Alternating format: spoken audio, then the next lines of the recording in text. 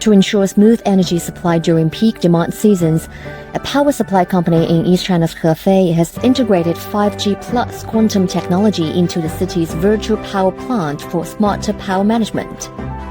虚拟电厂是一种通过能源互联网技术，把散落在不同地区、不同客户类型的充电桩、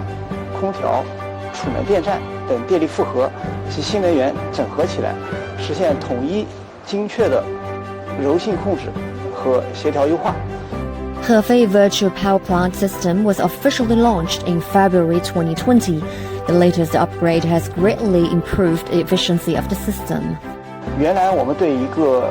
电动汽车充换电站的调节指令是需要90秒实现完全响应，但是通过5G 应用，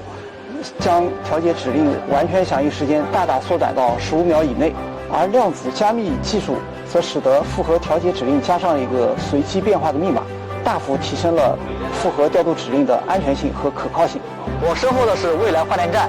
该换电站已经接入到合肥虚拟电厂。在5G 和量子技术的应用之后，换电站实现了无人化、智能化的控制，